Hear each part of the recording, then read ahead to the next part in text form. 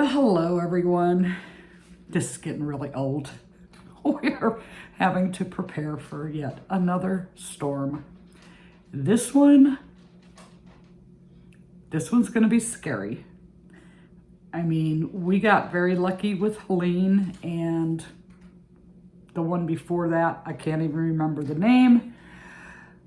But this is getting really old. I need to move. Oh my goodness, just over it. So, as you know, Sue and I are supposed to have a market this coming weekend, and the current projected path of this storm will take it directly over top of the area of where our market is supposed to be at. So Sue got an email this morning and she forwarded it to me. They're not passing out vendor assignments yet. They are waiting to see and assess the damage from the storm before they do anything else. Even if it doesn't get canceled, oh my gosh, it'll be a muddy mess. And who's gonna go? People will have more important things to do than go to some harvest festival and spend money on unnecessary items when they're gonna have just a mess. It's gonna be a mess. So I don't know what's gonna happen this weekend. This thing just needs to peter out in the middle of the ocean there in the Gulf. Just die out and go away and not bother anybody. I am over it, just totally over it. So, that being said, I have a few things to share. And not a lot. I mean, it's like 4 different items, but multiples of those items. So I started off with, I've been watching this pattern for the longest time and just never could quite bring myself to buy it because of the price. Well, I caught it on sale. And you get 4 for the price. So I think I paid like $9.50 and it was for 4 different patterns. And it's for dogs. So I decided, let me do the corgi because corgis are popular. And I made the head. And the head was so big, I thought, oh my gosh, this thing's gonna be life size. And that was using Parfait Chunky with a 5mm hook. So I continue on because I thought the head was really cute. The shape was nice. This person, Tim Magic Ring, Tim, T-I-M, Magic Ring, did a very good job with how the color changes line up. Like it's not shifting, it doesn't look funny. Sometimes they just look funny, and they did an excellent job with this. So let me show you this thing. It's huge. I am not sure that I would make this again, this particular one, because of the amount of color changing. It took quite a while. Cut and tie, cut and tie, cut and tie. And it was on like both sides of the body. So it wasn't like, just couldn't carry the yarn. You had to cut and tie. So it took a little while. So here's corgi. Look at the size of its head. I mean, it's huge. So it's like laying down like a little puppy. And it's got the belly. We see how nicely the color changes just kind of line up. It's not no-sew, but it is low-sew. Like the whole body is all one piece. Then you sew on the tail. The head you have to sew the ears on, and then you sew the head to the body.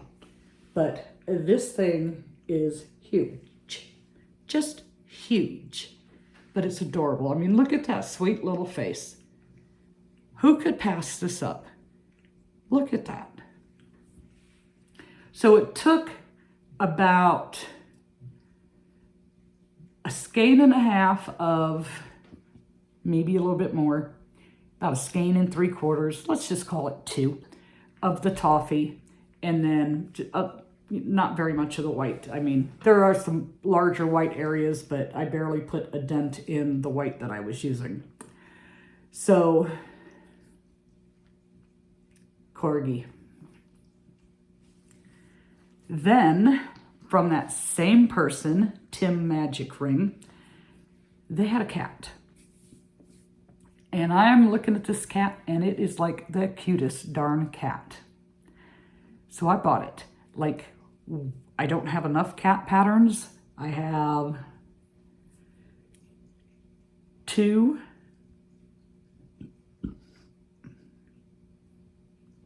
other ones that are not a loaf cat. Then I have like 3 or 4 loaf cat patterns, and ended up for the loaf cats using the free one off of Instagram. But this cat is the cutest of all the cats that I have. So, look at this. Look at this little body. Now again, this is Parfait Chunky, and I think I used a 4.5 millimeter on this one. Look at the little face. Oh my goodness. It's so cute. Now it's along the same lines as the corgi, but you got the little cat butt going up in the air, the tail sticking up, like it's ready. It is ready to pounce. Now I did make one little change, and that was to the ears. I did the ears different than the pattern called for because I was struggling with the ears. That was like 2 rounds, 3 rounds, I think, with the color change, and then fold it in half and try to pinch it and sew it on. And I couldn't do it. It was like so thick, I couldn't get the bending and all that to work. So I just did my own ears, and I think they look just fine, but it is just the cutest. So this was the first one I did on this. Then I decided, oh, let's do a gray and white kitty. So we have this one, and again, Parfait Chunky with a 4.5 millimeter hook. I am pretty sure that is what I used. Maybe not, could have been a 5 millimeter because this one's looking a little bit smaller.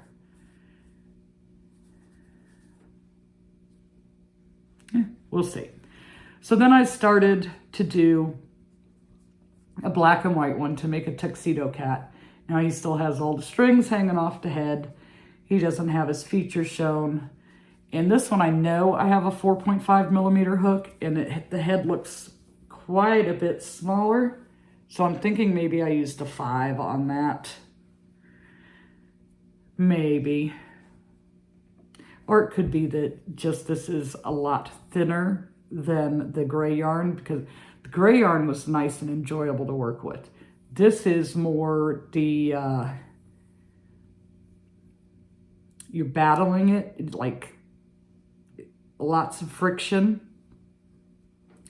But I am going to do this one a tuxedo cat. I'm going to try and figure out my own white spot on the belly part here, which I don't think will be an issue, because like I said, the stuff just lines up really nice. So I started this one last night. Oh my gosh, Toby, what are you doing? Don't. Oh my gosh. He is like way up on the top of the kitchen cabinets, up at the ceiling. And I have all these ceramic roosters up there. How did you get up there? Oh my gosh, hang on. Toby, you need to come down. Oh, don't try and hide. Come down. So that was fun. I had to pull the chair over and I'd get up there, and as soon as I'd reach for him, he'd run to the other end of the cabinet. I'd scoot the chair down, I'd get up there, and he'd run back to the other side. I finally had to just walk away, go to the front door, open it like I'm going out onto the porch, and he got down and went outside. So he's now on the porch. He won't be doing that anymore. So where was I? Yes, we were talking about the cats. So yeah, that black and the white doesn't have that super soft feel of, you know, Parfait Chunky that we all know and love. It's a little rough. So that could be why it's a little bit smaller, or it could be that I used a 5mm and I just don't remember because, you know, that was like 5 minutes ago. Why should I remember that? Then I said, you know, I need to make some things that are quicker and easier so that it doesn't take me so long to finish. So I dug in my partial skein bucket, basket, whatever you want to call it, and pulled out some colors and started making some swings. So I had a little ruby and a little bit of mauve. They were right on top. They were small amounts, can't really do anything with them. And I had enough of each of those two colors left to make 3 swings each, with the tiniest little bit left. So I started off with one swinging yellow chick, duck, whatever you want to call it. So just one of these. And then I switched to mallard, and then I don't know how I did it, but it looks fine. I ended up adding like an extra round somehow, just the way it was written, and I got off on my counts. So I did a mallard. Then I did another mallard. And then I did another mallard. So I made 3 mallards, car hangers. At the last market, the little one, I sold 2 of the car hangers. One was a bee and the other was a mallard, and I only had 1 mallard. So we got the mallards made, and then I said, oh, let's make another bee. So we did a bee, and this is just the bird pattern that I just played with the colors, left the wings on it so that it was like the bird wings, so that it was like little hands to hang on. Just did a color change for the black stripe and did the bird feet in black. So the bee had little feet, and then added some antenna with acrylic yarn and surface crocheted some wings on the back. He's pretty simple to put together. So 1 bee on a swing, and that gives me 2 of these now. So I had 1 swing left, and right on top of the basket was some poppy, so I just did a little red bird.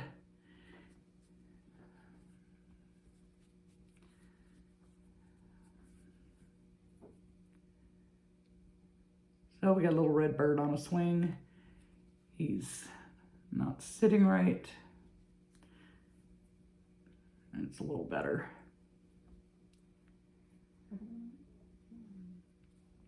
So we did 6 car hangers. And then that same night I started, this would have been Saturday night, I started making some Myrtle the turtle. Oh, the birds on a swing, I'm sorry. They are from Close Knit Crochet, and Myrtle the turtle is Chastity and Designs. So I started some turtles. I did enough of the legs, the flippers, whatever you want to call them, for 3, did 3 heads, 3 tails, had everything ready to go to make 3 turtles, and it got late and I got tired, so I put everything away. I tucked it all away in a drawer so that Toby couldn't run off with any parts. Then yesterday, and this is why I didn't have my video up yesterday, I spent the entire day up until about 7 o'clock last night closing out any outstanding button orders and putting that shop on vacation, because if this storm is anything like Irma was in 2017, I figure I'll be without power for at least a week, maybe 2. We went 2 weeks with no power. And here, for us, no power means no power, no phone, no water, no internet. So I'm really hoping that doesn't happen again, because that was not fun. So after I finished all those orders, it was like 7-ish, and I broke out the turtles and finished up the turtles. Now, I got lazy this time and did not embroider eyes. I put the safety eyes in, but I think they're too far back. I put them in the round that it said to put them in, but I think I will, on any future Myrtle turtles, I will move them forward around. So we did, and of course I crochet the legs on differently than the pattern calls for, because that was just a struggle for me. So I just do them like I do all the other sea turtles. So we have this one, and this is Michael's Sweet Snuggles Light and Home Slim. So I think this tan, which looks very close to Toffee and Parfait Chunky, is called Sand. And this brownish color is Terracotta. So this is a good little, using the Sweet Snuggles and a 6mm hook. This is a good size for a $10 turtle, in my opinion. So some people would charge more, some people would charge less, but for me, I think this is a good sized $10 turtle. And you see what I mean about the eyes kind of seem like they're back too far? I mean, I don't know. When I look at it on camera, it doesn't look as weird as it does in person. So I did that one. And then I did one with the Sand and Rhubarb. This is their version of red. It's kind of like the ruby red in Parfait Chunky. Very, very close. But of course thicker and with a 6mm hook. And again, I kind of feel like the eyes are set back too far. So we have this one. And then one more. And this one is the Sand and Agave for the green, I think is what they call their green. So yeah, that is what I have managed to make.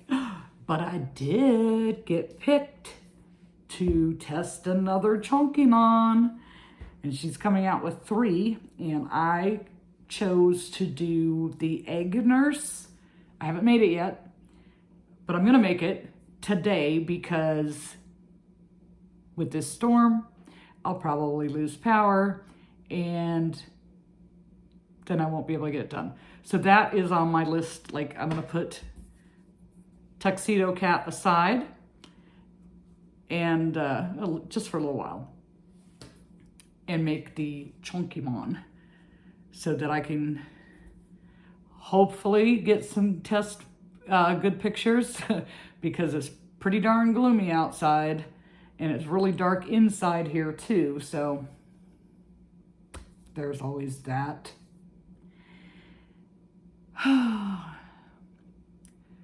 So I can't really say when the next time I'll be back on.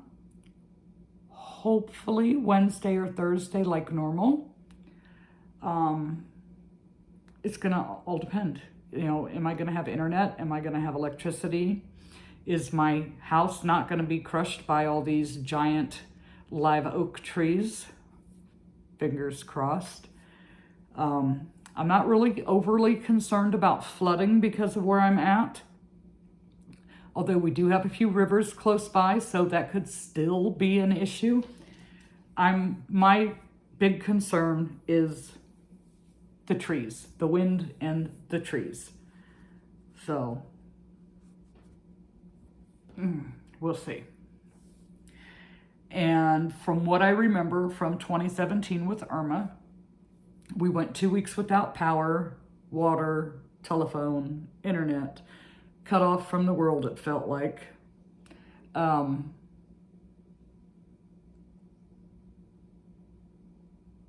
We had a lot of damage, like tons of power lines down because of the rural area being a wooded area. Lots of power lines down. And it took them so long because people stole the lines to get the copper wire out. So it wasn't just a matter of going out and reconnecting lines and moving on down the line to the next one. They had to actually run all new stuff in some areas, and it like really prolonged it. And because of where we're at, we are like last on the list. We are not a priority. They have, you know, to make sure that the fire stations and the police stations and the hospitals and all that come first, and then they get around to us. But yeah, I'm not thrilled at all. Oh, I'm gonna be so disappointed. I was so looking forward to this market this weekend with Sue. I mean, we've been talking about it for what, 2 months?